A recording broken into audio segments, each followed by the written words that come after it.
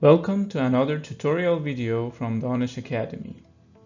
I am Mehdi Zafari and today we're diving into the fundamentals of beamforming in wireless communication systems. Stay tuned to discover how this essential technology is shaping the future of wireless networks.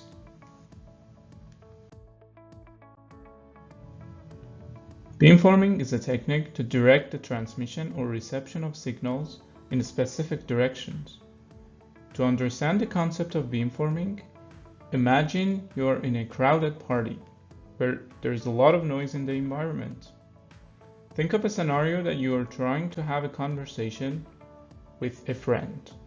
If you talk in all directions, your voice spreads out and gets mixed with the noise around you, and it is less likely for your friend to hear you clearly.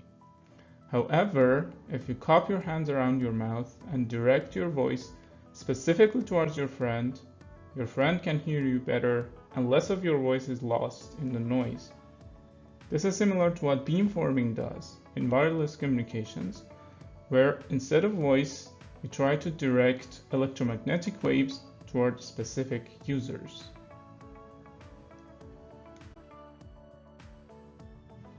This video is divided into 4 sections. First, we'll introduce you to antenna radiation patterns, directivity, and gain. Next, we'll delve into the details of linear array model. In the third section, we'll define beamforming and beam nulling. Finally, we'll summarize the key points and discuss the practical applications of beamforming. In the first section, we will define key parameters of antennas, including gain and directivity. Before that, let's define an antenna first. The IEEE standard definitions of terms for antennas defines the antenna as a means for radiating or receiving radio waves. In addition to receiving or transmitting energy, an antenna in an advanced wireless system is usually required to optimize or accentuate the radiation energy in some directions and suppress it in others. Thus, in addition to a probing device, the antenna must also serve as a directional device. We will now briefly introduce some forms of the various types of antennas. The first is wire antennas, which are seen everywhere on automobiles, buildings, ships, aircrafts, and so on. There are various shapes of wire antennas, such as straight wire, also known as dipole, loop in different forms, and helix antennas. The second is aperture antennas, which may seem more familiar today because of the increasing demand for more sophisticated forms of antennas and the utilization of higher frequencies. Some forms of the aperture antennas that are shown here are very useful for aircraft and spacecraft applications due to ease of deployment. Microstrip antennas became very popular in the 1970s, primarily for spaceborne applications, but today they are used for government and commercial applications. These antennas consist of a metallic patch on a grounded substrate. The metallic patch can take many forms and configurations, including rectangular or circular shape. Another type is array antennas. Many applications require radiation characteristics that may not be achievable by a single element. It may, however, be possible that an aggregate of radiating elements in an electrical and geometrical arrangement, which we usually call an array, will result in the desired radiation characteristics. Typical examples of array including Yagi-Uda array or microstrip array are shown in these figures. Another type of commonly used antennas is reflector antennas, either in the form of parabolic reflector or corner reflector antennas. Parabolic reflector antennas are very common for applications that require communication over great distances. The last type that we mention here is lens antennas. In different combinations of convex and concave forms. By properly shaping the geometrical configuration and choosing the appropriate material of the lenses, they can transform various forms of divergent energy into plane waves. They can be used in most of the same applications as are the parabolic antennas, especially at higher frequencies. Let's now describe some key parameters of an antenna, starting with radiation pattern. Most of the definitions provided here are from IEEE standard definitions of terms for antennas. An antenna radiation pattern or antenna pattern is defined as a mathematical function or a geographical representation of the radiation properties of an antenna as a function of space coordinates. Radiation properties include power density, radiation intensity, field strength, directivity, and polarization. A convenient set of coordinates is shown here, which demonstrates both the Cartesian coordinates and polar coordinates. In the polar coordinates, the distance from the origin is shown by variable r, the azimuth angle measured from x-axis is shown by phi, and the elevation angle measured from z-axis is shown by theta. An antenna is assumed to be at the origin, and the radiation pattern is shown along z-axis. Various parts of a radiation pattern are referred to as lobes. A radiation lobe is defined as a portion of the radiation pattern bounded by regions of relatively weak radiation intensity. Figure A demonstrates a symmetrical three-dimensional polar pattern with a number of radiation lobes, and Figure B demonstrates the linear plot of the radiation intensity, also called power pattern of the antenna. As shown in the figure, radiation lobes are subclassified into major or main lobe, minor or side lobes, and back lobe.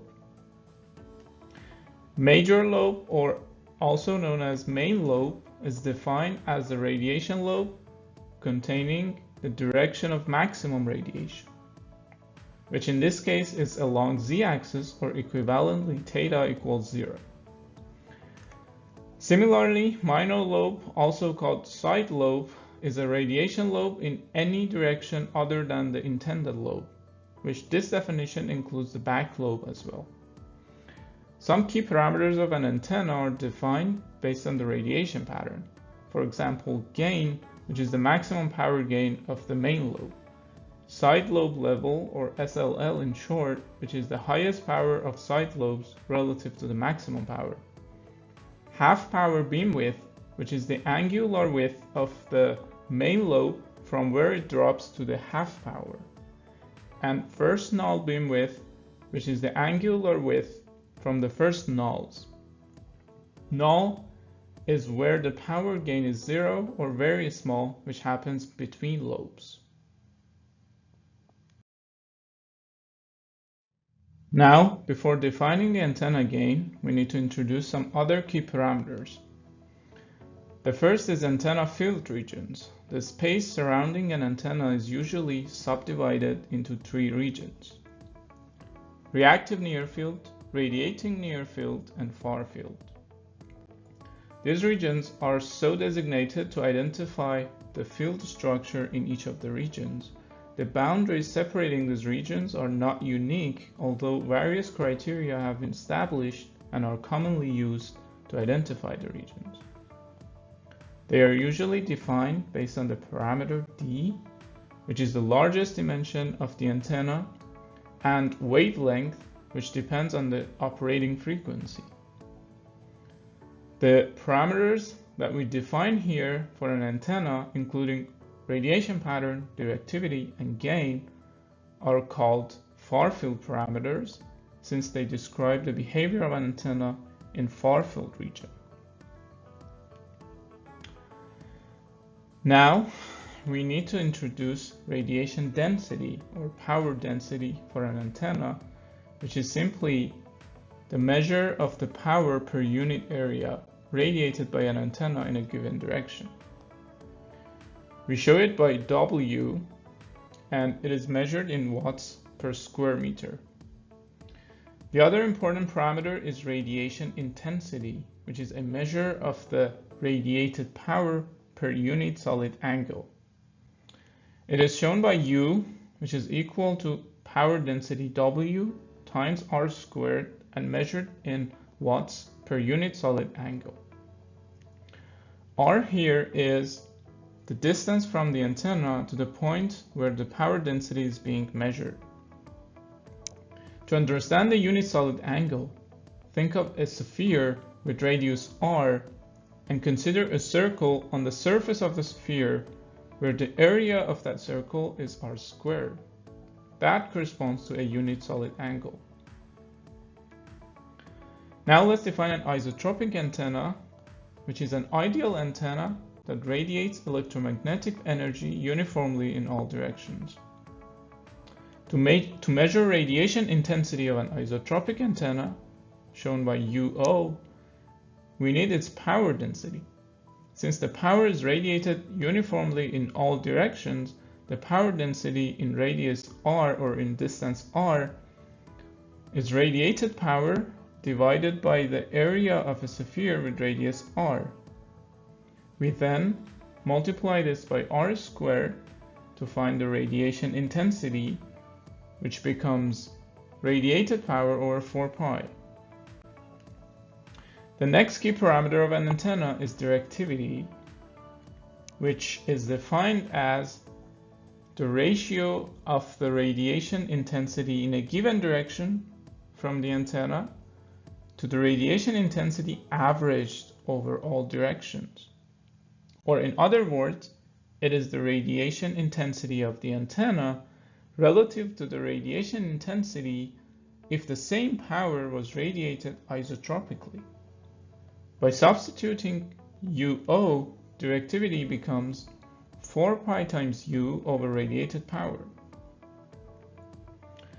There is another important parameter, gamma, used in analysis of many components, including antennas, which is voltage reflection coefficient at the input terminals of that component, or in this case, antenna.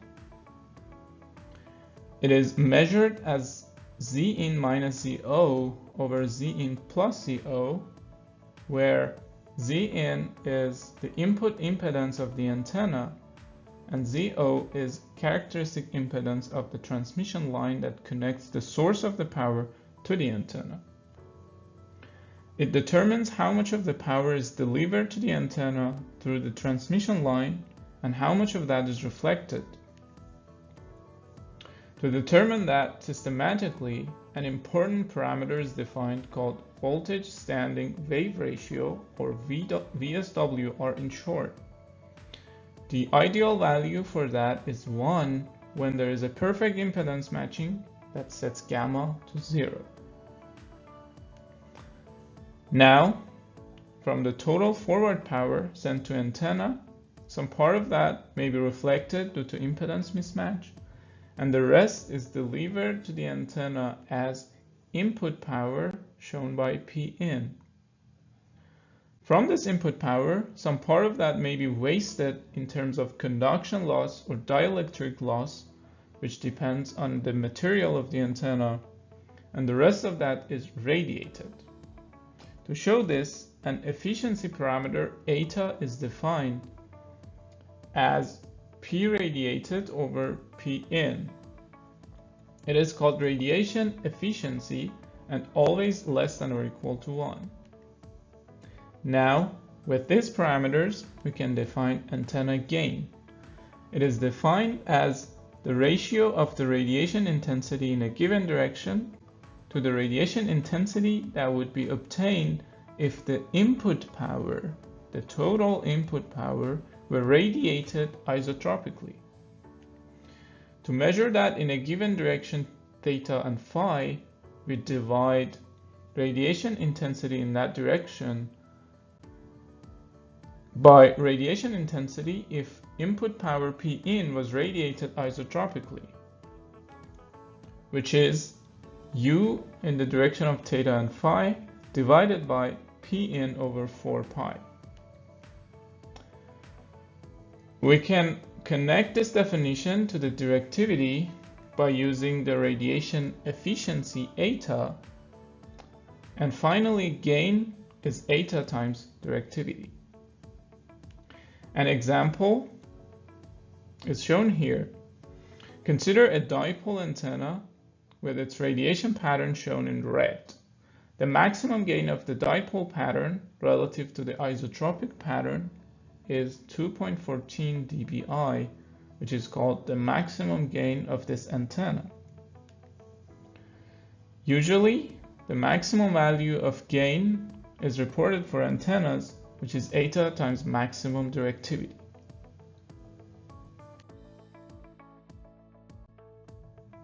Let's now introduce the linear array model to better understand the theoretical foundations of beamforming. A linear array is linearly spaced antennas in 1D dimension. Consider a linear array with inter-element spacing d, where a plane wave hits the array and the plane wave has angle theta relative to broadside. In this case, the plane wave travels slightly different path lengths to different antenna elements. The path length difference between two successive elements is shown by L, which is equal to d sine of theta, in which d is the inter-element spacing and theta is angle of arrival relative to broadside. This path length difference causes phase shift, which is phi equal to 2 pi L over lambda, in which lambda is the wavelength. We can also model this as a delay, where phi can be written as 2 pi times fc times d times sine of theta over c, or 2 pi fc times tau, in which tau is the delay difference between elements measured as L over c, and c is the speed of light. Now let's look at the passband signal model. At the first antenna element of the array, the time domain passband signal is shown by up of t, which has a cosine term minus a sine term. It can also be written as real part of ut times e to the j 2 pi fct, where fc is the carrier frequency, and ut here is the baseband complex envelope of the received signal. At the second element of the array, the passband signal has a time delay tau, which can be equivalently shown as real part of ut shifted by tau times e to the j phi, which is a phase shift on the baseband complex envelope, times e to the j 2 pi fct, in which phi is actually 2 pi fc tau, where tau was the time delay. Therefore, the complex envelope at element 2, shown by Vt, is actually u of t plus tau times e to the j phi, where u was complex envelope at element 1. Here, it is assumed that the bandwidth of the complex envelope u is much smaller than the carrier frequency fc, and this is also known as narrowband assumption. Now, consider the frequency domain representation of u of t plus tau. The time shift tau in the time domain causes a phase shift in the frequency domain equal to 2 pi f tau. For the values of f within the range of bandwidth, 2 pi f tau will be less than 2 pi times bandwidth times tau. And since bandwidth is much less than carrier frequency fc, then 2 pi f tau will be much less than 2 pi fc tau, where 2 pi fc tau is the phase shift phi in the array.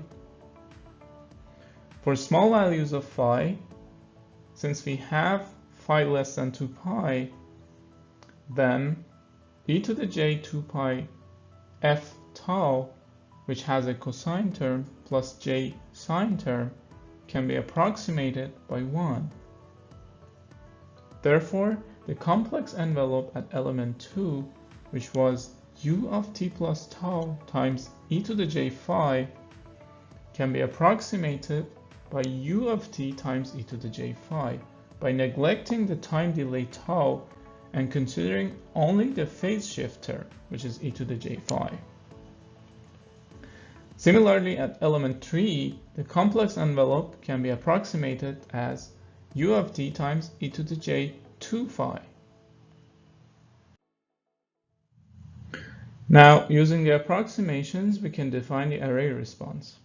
Consider the same linear array where the baseband complex envelope of the received signal at all elements is u of t, and the phase shifts of the received signal at the array elements are 1 e to the j phi to e to the j n minus 1 phi, where n here is the number of array elements. The received signal from all array elements can be written in the vector form as u of t times a of theta, where a of theta is a vector of size n containing all phase shifts. This vector is called array response, and it is a function of theta because phi is a function of theta, and it is defined as 2 pi d sine of theta over lambda. This is also called spatial frequency corresponding to angle of arrival theta. Now, based on the array response, another term is defined which is called array manifold, and that is the collection of array responses a of theta for all values of theta from minus pi to pi. Another important concept that we need to introduce here is called reciprocity, which says the propagation channel from transmitter to receiver is the same as that from receiver to transmitter. For example, in this figure, if we define the antenna to antenna channel from the base station to the mobile user as H1 and from the user to the base station as H2, reciprocity says that H1 is equal to H2. Now, using this reciprocity principle, we define the reciprocity of array response, which says the array response for angle of arrival theta is the same as the array response for angle of departure theta. That simply means for the wave received from the angle theta and the wave transmitted with angle theta using the same array, the array response is the same. We use this principle to compare receive beamforming to transmit beamforming. Now that we defined the basic theory of the linear array model, we are ready to define beamforming and beam nulling concepts mathematically. Consider a linear array with the response a of theta. The received signal at antenna k of the array at symbol time n is shown as yk of n, which is equal to the phase shift at the kth element of the array times the baseband transmitted signal s plus a noise term.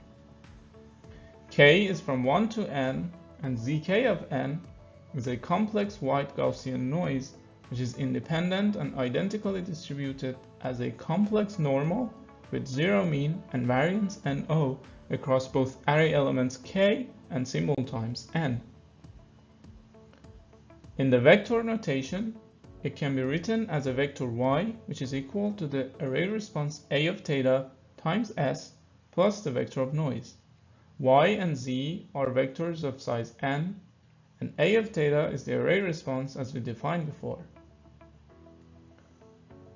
To decode the received signal, we compute the inner product of a vector b with the received vector y in the form of b Hermitian y, where subscript h shows complex conjugate transpose, also called Hermitian operation. By substituting y, we get b Hermitian times a of theta times s plus b Hermitian z, where this b Hermitian times a is a scalar term which scales the power of the transmitted signal s. If we compute the signal-to-noise ratio using the decoded signal, we have the transmitted signal power p of s scaled by the magnitude squared of the scalar term B Hermitian A, and the noise power is also scaled by the norm squared of the vector B. We can show them separately where the PS over NO is transmit SNR. This process of decoding the received signal using a vector B is called beamforming. The vector B is called beamforming vector, and its elements are called beamforming weights. And the scalar coefficient that appeared in the SNR due to beamforming is called beamforming gain. The beamforming vector B can be designed in different ways, considering various criteria. One of the approaches to design this beamformer is called spatial match filter, which tries to maximize the power of the received signal.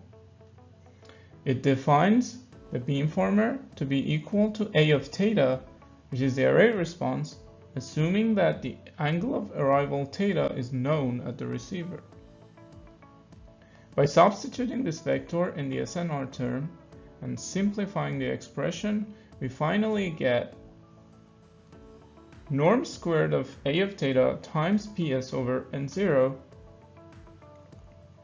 which demonstrates that beamforming scales the SNR by n because norm squared of A of theta is equal to n, and n is the number of array elements.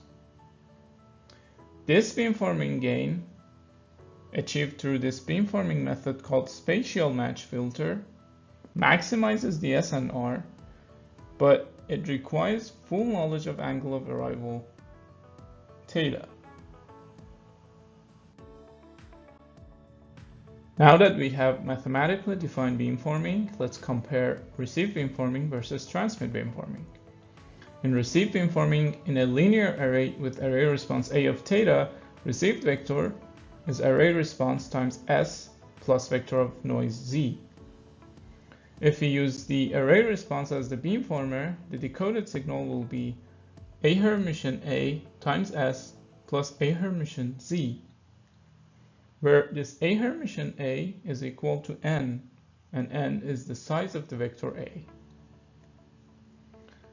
The transmit SNR in this case is transmitted power P of S over variance of noise NO, and the receive SNR after doing beamforming will give us n times PS over NO.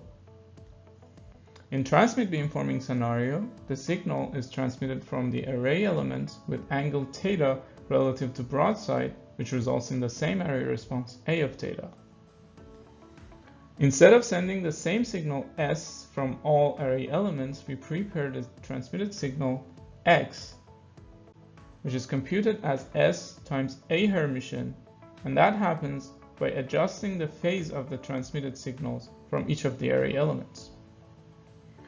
The received signal at a single antenna receiver will then be the inner product of the transmitted signal X with the array response A of theta plus noise, which by substituting X in this case, it will be S times A Hermitian A, in which A Hermitian A is again equal to n. The difference compared to receive beamforming is, in this case in transmit beamforming, the noise term is not scaled by the beamforming vector. The transmit power in this case is also different. It is n times PS because the signal S is transmitted from all n elements of the array. And the receive beamforming based on the decoded signal is n squared times PS over NO. Now with this result, one may think that transmit beamforming results in an SNR gain of n squared, while the receive beamforming gain is n. However, if we compute the ratio of receive SNR to transmit SNR, for receive beamforming it is n, and for transmit beamforming it is also n. This is how we measure the beamforming gain, which in this case, for both transmit and receive beamforming, it is the same and is equal to n, which is the size of the array elements. As we discussed so far, In beamforming, we adjust the phase and amplitude of signals transmitted from or received at each antenna element in the array such that they interfere with each other constructively in a given direction and destructively in other directions. Therefore, beamforming process causes constructive and destructive interference. For example, if the red wave and the blue wave add or interfere constructively, it results in an amplified signal, and if the same waves interfere destructively, they can cancel out each other. An important term in beamforming is beam pattern, which is defined as the characterization of these constructive and destructive additions or interferences corresponding to a particular set of beamforming weights. To define this mathematically, imagine we're going to do beamforming with a linear array toward the direction theta O. Then the gain of this beamformer in an arbitrary direction theta is calculated as the inner product of the array responses A of theta O and A of theta. If we compute the absolute value of this gain for all values of theta from minus pi to pi, it is called the beam pattern for this beamformer. Now consider a linear array with n equals 2 elements, the operating frequency of 2.4 GHz, and the inter-element spacing of the array to be equal to half wavelength for the array. The beam pattern for the desired direction 0 is shown in both linear and polar plots. It illustrates that the highest gain is in the direction 0, where the same gain happens symmetrically toward the direction pi as well, which is because we're measuring the absolute value of the inner product, and it results in this symmetry. If we increase the number of array elements to 4, we get a narrower main lobe and a higher gain toward the desired direction, also 2 side lobes. If we further increase the array elements to 6, the power will become more concentrated in the desired direction, but the number of side lobes also increase. As we mentioned before, based on the radiation pattern or beam pattern, some important parameters are defined, which include gain, which is the highest gain in the desired direction, side lobe level, which is the highest gain of the strongest side lobe, half power beam width, which is the angular width from where gain drops to half, and first null beam width, which is the angular width of the first nulls of the pattern. As we just learned, a beam pattern is subclassified into 3 different parts: main lobe, side lobes, and nulls. In the context of beamforming, the term beam steering refers to directing the main lobe toward a specific angle of interest. The primary objective of this signal processing technique is concentrating the power in a specific direction. Also, null steering is another term that refers to techniques used to direct nulls in certain directions to cancel out or reduce interference. The primary objective of these techniques is avoiding interference. These techniques can be combined together to have a main lobe toward the desired direction and a null in an unwanted direction. As an example, consider aligning a beamformer toward the direction theta A while having a null in the direction of theta B. One of the techniques to design such beamformer is to design it as a scaled version of the projection of A of theta A, orthogonal to the interference subspace spanned by A of theta B. This is called a zero forcing method, and to show an implementation of that, we considered an array with n equals 8 elements with half wavelength spacing, where the main lobe toward pi over 4 and null toward 0 is needed. The linear plot of a beam pattern using this approach is illustrated in this figure, in which the main lobe is toward the desired user and a null is created in the direction of the interferer.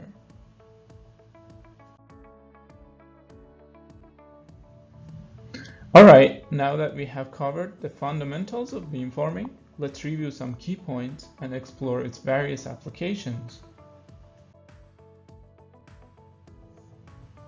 We define beamforming as the process of adjusting amplitude and phase of signals at each element of an antenna array such that they interfere constructively in a desired direction and destructively in other directions.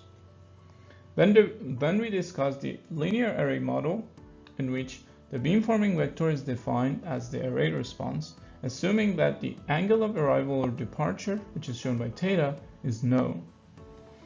And it results in a SNR gain of n, where n is the number of array elements. In a more general scenario, especially in massive MIMO systems, where there are a large number of antennas, typically at the transmitter, but it could be at both transmitter and receiver, we can write the following signal model, in which y is a received vector with size m, and s is a transmitted vector with size n. In this signal model, the channel is shown as a matrix with size m by n, where m is the number of receive antennas and n is the number of transmit antennas. If all of these n transmit antennas are deployed at one device and send the same signal, it results in diversity gain by sending the same signal through multiple different paths. If they are deployed on the same device and transmit different signals, it results in multiplexing gain by sending multiple signals at the same time. And if those antennas are at different devices, then it is typically called multi-user beamforming, which can improve the signal strength and data rate. Beamforming in this case is implemented by matrix multiplication of a beamforming matrix B by the received vector. The beamforming matrix B can be defined in various ways and by considering different criteria. One of the straightforward methods is defining the beamformer as the channel matrix, assuming that the channel is known. Using this beamformer, the decoded vector R will be H Hermitian H times S plus H Hermitian times Z. This approach is called conjugate beamforming because the beamformer is actually the complex conjugate of the channel. It is equivalently called maximal ratio combining, or MRC for short, as well. It is computationally cheap, but cannot effectively remove all the interference between transmitted signals. Another common method is defining the beamforming matrix as H times H Hermitian H inverse. And if we apply this beamformer, we get the term H Hermitian H times H Hermitian H inverse. The rank of the channel matrix H depends on the physical properties of the propagation environment. Assuming that it is full rank, this matrix multiplication term results in the identity matrix with size n, which means that the interference between transmitted signals is perfectly removed, and at the receiver we have the transmitted vector S plus a scaled noise vector. This approach is called zero forcing and is very effective in removing the interference, but it is computationally more complex due to the matrix inversion process. There are many other approaches to designing beamforming matrix B, such as regularized methods and MMSE-based methods. These techniques offer different advantages and can be tailored to specific scenarios. For more information on each of these methods, you can easily find resources and research papers online. Another familiar classification of beamforming methods is based on their implementation either in analog or digital domain. The first type is analog beamforming, which means adjusting signal phases and amplitudes happens using analog components, such as analog phase shifters, before they are transmitted by antennas. The other type is digital beamforming, which means adjusting signal phases and amplitudes happens using digital signal processing techniques in baseband before they are converted to analog. And obviously, the last one is hybrid beamforming, which is a combination of both analog and digital beamforming techniques. Beamforming presents several compelling benefits that make it a vital component in the evolution of wireless technology. The first major benefit of beamforming in wireless systems is improved signal quality by directing the signal towards the intended receiver. Another benefit is increased range. Due to concentrating the power in a specific direction, beamforming can extend the communication range in that direction. It can also reduce the interference by minimizing the signal in unwanted directions. In terms of the applications, beamforming is an essential component of the current and next generation wireless communication systems, including Wi-Fi, 4G, 5G, and so on. It is used to direct signals towards users, improving coverage, capacity, and data rates. It is also used in radar systems to enhance target detection and tracking by focusing the radar beam on specific directions. In sonar systems, beamforming can improve the detection of underwater objects by steering acoustic beam to desired directions. Another application of that is called acoustic beamforming, where it is used in microphone arrays to focus on sound from specific directions, which is useful in speech recognition and some other applications. Thank you for watching. I hope this video provided you with valuable insights. For more in-depth information, feel free to check out the references below. Also, don't forget to subscribe to our channel and comment your questions.